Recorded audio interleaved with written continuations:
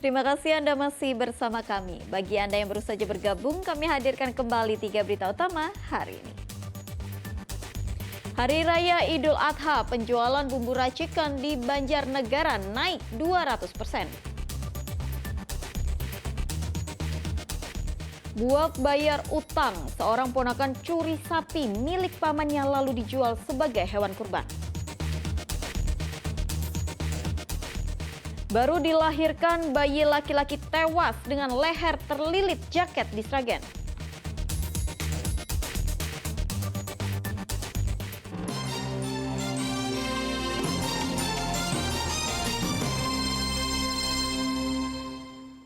Karena terlilit utang, seorang ponakan mencuri sapi milik pamannya di Sragen.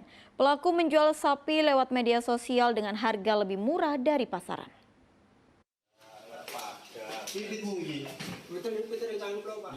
Rianto, pemuda asal Sragen ini tak berkutik saat ditangkap polisi di indekosnya daerah Sragen Kota. Usai ditangkap, ia langsung mengakui mencuri sapi milik pamannya. Pelaku dan petugas bergegas ke alamat pembeli sapi hasil curian itu dan menemukan sapi milik pamannya yang ada di halaman belakang dari pembeli sapi. Pencurian terjadi pada 10 Juni lalu saat malam hari. Ia mencuri sapi betina milik pamannya karena terlilit utang. Usai mencuri, sapi dijual di media sosial dengan harga murah dari pasaran. Nah, untuk sapi itu diambil oleh keponakannya sendiri yang saat itu memang lagi butuh uang. Minggu malam sekitar jam 9 dia mengambil dengan cara dia lewat belakang rumah, terus menuntun sapinya. Setelah itu dia sudah istilahnya menyewa kendaraan untuk mengangkut. Kini pemuda pengangguran ini harus menanggung perbuatannya di balik jeruji besi. Ia dijerat pasal 363 KUHP tentang pencurian dan terancam hukuman maksimal 7 tahun penjara. Heri Prasetyo melaporkan dari Sragen. Masih dari Sragen, jasad bayi laki-laki ditemukan di dapur rumah warga. Bayi ditemukan terbungkus terpal dengan leher terbalut jaket. Tangis seorang bidan pecah saat menemukan jasad bayi di tempat penyimpanan kayu yang ada di dapur warga desa Ngepringan, Kecamatan Jenar, Sragen. Awalnya pada Minggu subuh, bidan mendapat laporan jika salah satu warga yaitu SA bersalin tetapi bayinya meninggal. Saat sampai di rumah, hanya ada SA sementara suaminya SG tak ada di rumah. Mereka pun mencoba mencari bayi itu dan menemukannya di kolong dapur dengan kondisi leher terlilit jaket. Tak buka, terus sama Pak RT sama Pak Bayan. Tak buka, posisinya bayi ini tengkurap, posisi tengkurap tapi sudah nggak ada. Terus lehernya kayak ada jiretan gitu. Ternyata kain training. Kelihatannya trainingnya ibu mungkin. Nah ya itu, cuma itu aja. Terus saya buka karena saya nggak tega soalnya bayi diubet-ubet kayak gitu sampai meninggal. Pihak kepolisian belum dapat memastikan penyebab kematian karena masih menunggu hasil autopsi. Jasad bayi laki-laki itu kemudian dibawa ke Rumah Sakit Dr. Muar di Solo. Antara pembunuhan dan kecelakaan melahirkan kami belum bisa melaporkan atau menginformasikan. Nanti kalau penyidikan sudah selesai, tim medis bekerjasama dengan penyidikan, hasil otopsi yang dilaksanakan oleh tim medis Solo nanti bisa disimpulkan. Untuk sementara belum berani menentukan tersangkanya. Sementara itu, ibu bayi SA belum bisa diperiksa karena masih dirawat di Rumah Sakit Umum Daerah Sragen. Sedangkan ayahnya, SG, diperiksa di Polsek Jenar. Heri Prasetyo melaporkan dari Sragen.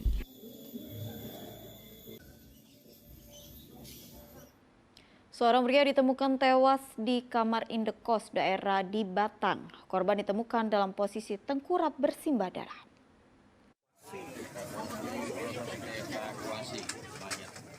Depan indekos Desa Kalibekuk, Kecamatan Warung Asem Batang ramai dipadati warga.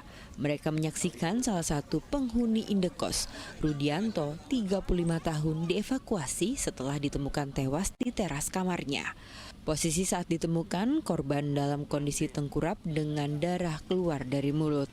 Keluarga mengatakan korban dalam kondisi sehat hingga Kamis malam, namun korban ditemukan tewas pada Jumat pagi. Saat itu korban tinggal sendiri di indekos karena sang istri tengah berada di rumah orang tua. Katanya ya tadi malam sehat. Tadi malam sehat? Tadi malam sehat. Tidak ada penyakit sebelumnya? Tidak ada. Pernah ketemu terakhir kapan? 4 hari yang lalu. Dan kondisinya baik-baik? Kondisi baik-baik saja di rumah. Malah menanyakan kerjaan. Kalau di rumah ini sendirian atau ada teman? Kalau di rumah kos-kosan, itu pas waktu itu sendiri. Semalam sendiri juga? Sendiri. Ya kosnya sendiri? Sama istrinya, tapi kan posisi itu istrinya masih ke tempat orang tuanya. Polisi belum mengungkap penyebab kematian korban. Pihaknya masih menunggu hasil olah tempat kejadian perkara dan keterangan saksi. Dengan temuan jenazah di kos-kosan Rizky Mulia ya, di daerah Kalibeluk. Ya. Ini kami saat ini sedang dalam proses pemeriksaan saksi-saksi. Kemudian saat ini korban ada di rumah sakit untuk proses pemeriksaan secara saintifik investigasi. Untuk dugaan awal kan? Dugaan awal kami belum bisa menyimpulkan Mas, karena ini masih proses di rumah sakit untuk mengetahui sebab dari kematian. Dari hasil otopsi di Rumah Sakit Kalisari Batang, tak ditemukan tanda-tanda kekerasan di tubuh korban. Korban diduga tewas karena sakit. Polisi mengatakan kemungkinan besar korban tewas karena serangan jantung.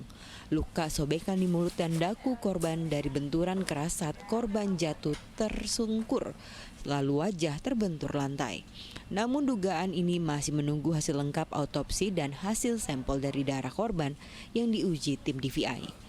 Kuncoro Wijayanto melaporkan dari Batang.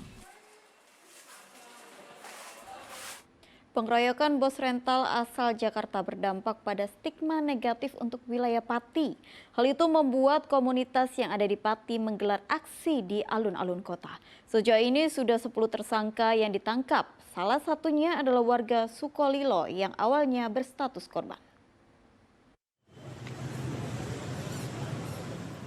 Bertempat di alun-alun Pati, berbagai komunitas berkumpul menyuarakan pesan persatuan dan toleransi. Kegiatan diawali dengan teatrikal yang menggambarkan Pati sebagai wilayah yang damai dan toleran. Aksi ini menjawab stigma negatif yang muncul di media sosial tentang Pati usai peristiwa yang terjadi di Desa Sumber Soko, Kecamatan Sukolilo, yang menewaskan bos rental mobil asal Jakarta. Dan bentuk keprihatinan dari kami, dari masyarakat Kabupaten Pati yang akhir-akhir ini membubardir Kabupaten Pati di dunia media sosial. Dan untuk itu kami yang tergabung di Aliansi Masyarakat Pati Cinta Damai ingin memberi pesan bahwa kami ini cinta damai. Dan kami juga mendukung penuh Kepolisian Republik Indonesia untuk menegakkan supremasi hukum. Peserta aksi mengajak masyarakat untuk menghormati proses hukum dan tidak terprovokasi pihak yang ingin memecah belah persatuan. Terkait kasus penganiayaan yang menewaskan bos rental asal Jakarta, polisi telah menetapkan 10 tersangka. Masing-masing terbukti terlibat dalam penganiayaan keempat korban, mulai dari menangkap, memukul, menendang, menginjak hingga melindas korban dengan kendaraan motor. Seluruh tersangka adalah warga dari Desa Sukolilo. Tadi malam kita tangkap 4 orang, subuh tadi 2 orang. Jadi jumlahnya semuanya adalah 10 orang yang perannya sudah cukup bukti, sudah bukti permulaan cukup bahwa yang bersangkutan adalah terlibat dalam kasus 170. Polisi masih memburu tersangka lain. Pihaknya meminta para tersangka segera menyerahkan diri. Salah satu tersangka yang tertangkap adalah Aris yang awalnya sebagai korban pencurian mobil. Aris mengaku jika mobil itu dipinjam dari temannya. Hal itu diungkap Aris saat di hari kejadian pada 6 Juni lalu. Kan saya mobil itu kan pinjam. Pinjam tak buat inilah ya, buat kaki lah sementara. Nah sekarang mobilnya ada di yang punya ya. Namun setelah dikembangkan ternyata mobil pinjaman itu adalah mobil rental yang sudah 3 bulan tak dikembalikan. Aris pun berganti status dari korban menjadi tersangka karena terlibat dalam penganiayaan keempat korban. Saat itu ia melindas bos rental Burhanis dengan motornya. Yang bersangkutan melindas korban dengan roda 2 mengenai lengan kanan dada sampai lengan kiri, kemudian juga memukul korban. Motor Aris kini disita Polresta Pati sebagai barang bukti.